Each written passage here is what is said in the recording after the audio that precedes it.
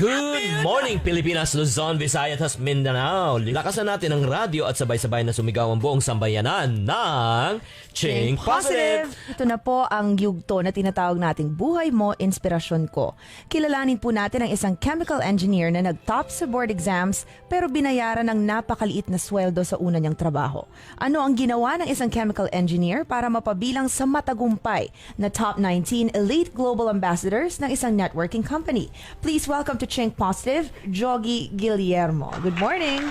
Good morning. Good morning, good morning, Jogi. Christina, good morning. Yes. Maraming salamat sa iyong pagdalo dito. Sige, Christina, first question. Siguro kasi, Jogi, alam mo, mahirap for us to process kung paano ka naging underpaid. Okay? Given us, nakalagay nga dito na isa kang chemical engineer.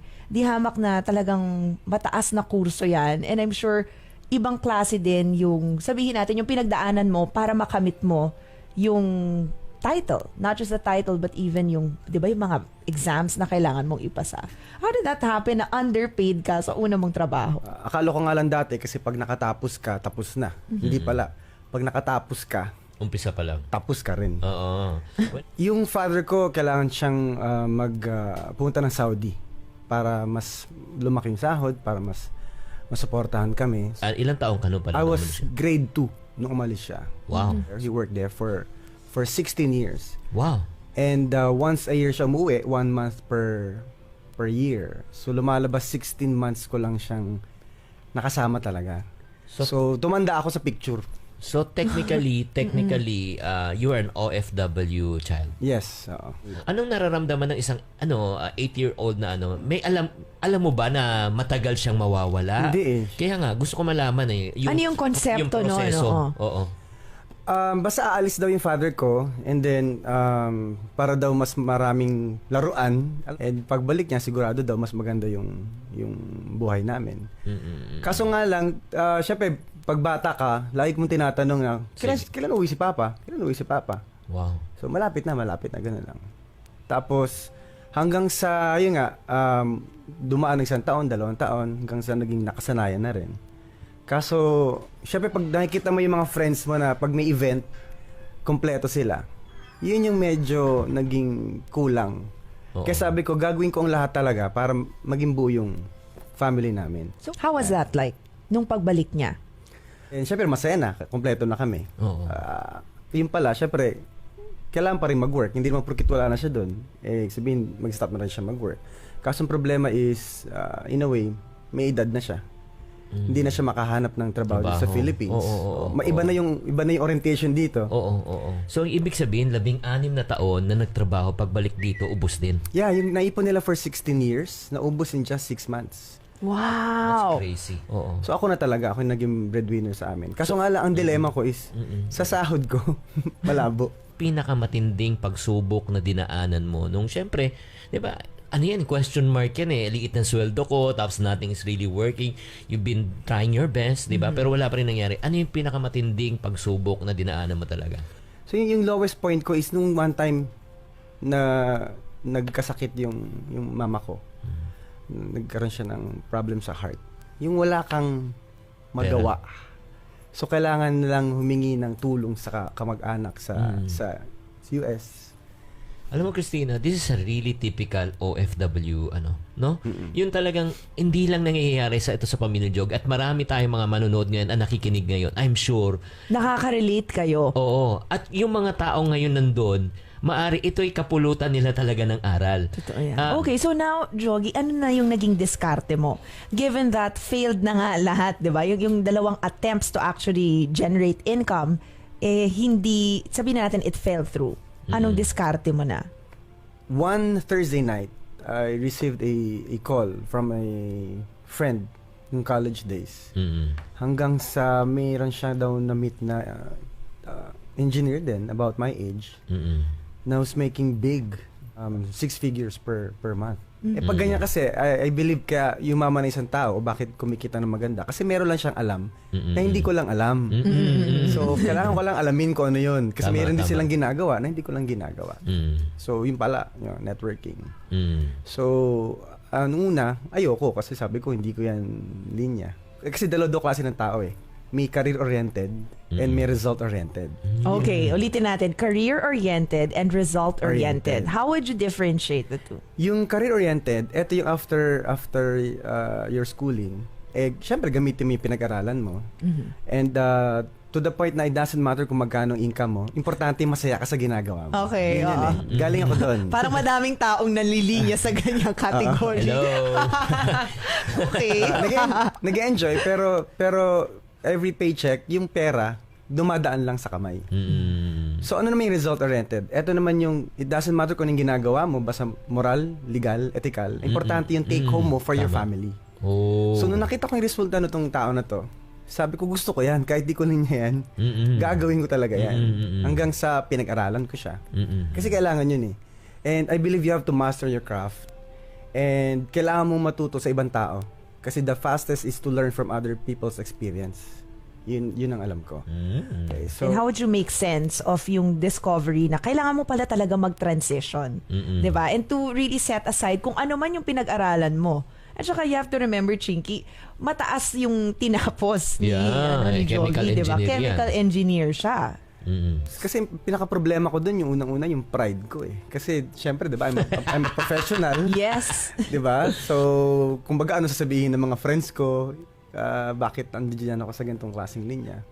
Pero sabi ko nga, you have to swallow your pride. Okay, Jogi, pwede maikwento ng mabilis, no? Yung ngayon, kung ano yung ginagawa mo. Oo. Now I'm involved with AIM Global. So nag-start ako May 2009. Sabi ko, that was my birthday month, yung May. Oh. So sabi ko, gagawin ko to para next year iba naman ang birthday ko. So invited a few of my friends and good news naman po, lahat din sila ayaw nila ulit. Ayaw nila ulit. Same na naman. Aborin. Ganun din. Yung first 66 ko, hindi naniwala. Binilang niya. Grabe. Oo. Ika 67 yung naniwala. From Davao naman yun. By the name of Mr. Jun Agaraw. Okay. So itong Jun Agaraw, dating embalsamador to. In a matter of embalsamador. Katakot. In a matter of 3 months, talagang lumaki yung network niya. Okay. Nagkaroon siya ng first car niya, yung Montero Sport. Wow. And then 6 figures per month na rin siya. Oo. And then ngayon na siya, 3 sasakyan, latest car niya is Hummer. Wow. You know, Hummer? Martilyo. Of Yeah. course. Ayan. Ano yung tao mo? Yeah, direct ko to. Wow. Yan. And then nakapagpatay na rin siya ng bahay sa Davao, malaking bahay. Okay. So nakakatuwa kasi yung dati niyang background, Oo. ngayon iba na. So yun yung nakakatuwa kasi nakatulong ka na rin. Yung isa kong friend, yung kay 68 ko, pangalan is Michael Ditan. Nagkita kami, galing siya ng US. Pagbalik, na sama ko dito. In a year, nagsi 6 figures na rin siya per month. Okay, so kung itong mga nakausap mo, kahit na 66th or 67th and 68th sila, paano naman ikaw? 'Di ba? Kung nakatulong ka sa iba, paano naman na bago ang buhay mo? Because I think, Chinky, bago ka makatulong sa ibang tao, I think it's important na okay ka na rin sa mga pangangailangan mo. Everything should be covered before ka pa mag-abala, 'di ba, na tumulong sa iba. So ano yung mga naipundar mo? If we're talking about yung mga natulungan mo, nakapagpatayo ng bahay, may ganitong klaseng sasakyan, where does that leave you?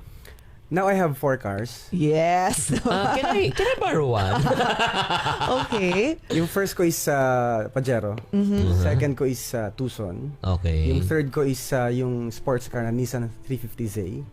And yung fourth ko is Hummer din. Okay, the reason why pinag-usapan natin to Chinky is because we want to highlight the fact na results-oriented siya. Okay? So, definitely, gusto niya yung end result. Kung ano man yung outcome. 'Di ba? Kung ano yung mga naipundar mo. Oo. Ano naman ang feeling na, wow, 'di ba? Parang from being career-oriented, you shifted to being results-oriented. And yan na yung mga nakikita mo ngayon pag uwi mo sa bahay.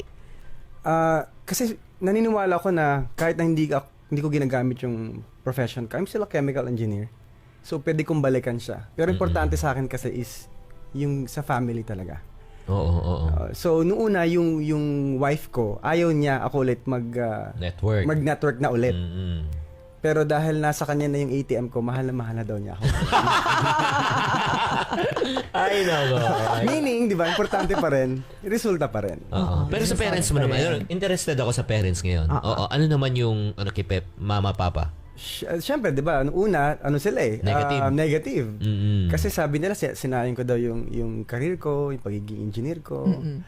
So, pero nung siyempre nag-aabot ka na, mag-iiba talaga yung timpla eh. Ano sabi? Anak, paano sumali dyan? Naks naman. Sabi sa akin buti na alak, hindi ka nakinig sa akin nung nagsimula ka. Alam mo, pinapakita namin yung mga pictures talaga. Iba, alam mo, I'm sure yung feeling ba? Ano ba ang pictures na nakita natin sa screen for the benefit of our radio listeners? Yung mga pictures na nung paano siya nagsimula, tapos paano ngayon siya nag-abroad, na bago yung buhay niya, kasama yung mga pamilya niya, travel nag-abroad lang siya. ng travel, di ba? Parang anong nararamdaman mo ngayon, Jogi? Anong nararamdaman mo? Cloud9 talaga ako ngayon. Kasi hindi ko na-expect naman na ganito rin yung mangyayari sa akin. So, nung umpisa kasi, sabi ko, susubukan ko lang. And sabi nga, hindi mo malaman para sa ito hanggang di mo sinubukan eh. So, yung family ko nga, nadadala ko na sa lugar na hindi namin dati napupuntahan and nakakapagbakasyon na kami. So, I've been to US na rin, Europe. Kakauwi ko lang galing Kuwait. Wow. And then, basta overwhelming yung feeling ko. Okay. So, Ano mapapayo mo naman sa mga tao ngayon? Medyo siguro ganun din. Transition, di ba? Tapos sabihin natin, career-oriented Yes. masyado and disgruntled sa sa salary na tinatanggap nila every month. Pero they feel na meron talaga silang potential to make more. sa mga nag-iisip ngayon na if sa career na kinuha nila hindi sila happy or yung result nila hindi nila gusto, well, you just have to be open-minded. Kasi if you close your doors sa ibang opportunity, hindi mo makikita yung para sa kung saan ka para talaga. So, kung na-encounter mo yung ganitong klaseng business, well, sa akin, you have to, tignan mo lang. Pag-aralan mo. Kasi wala namang mawawala eh. And ang pinakamahirap kasi is, what if may mangyari sa'yo at hindi mo tinry? Wala ka magiging successful. Ano yung kukwento mo? Yeah. Sabi nga you have to be tested in life for you to have a testimonial. Wow. Love good. that. Nagbigay ng buhay, ng inspirasyon na huwag kayo talaga mawawalan ng pag-asa. Kahit na nag-transition kayo, marami kayong best bumaksak. Si Jogi, tumayo muli, ngayon ay naging matagumpay. Okay? Parati namin sinasabi sa programang ito, to every problem, there's always a solution. If you're not part of the solution, you're part of the Problem. Always Think positive.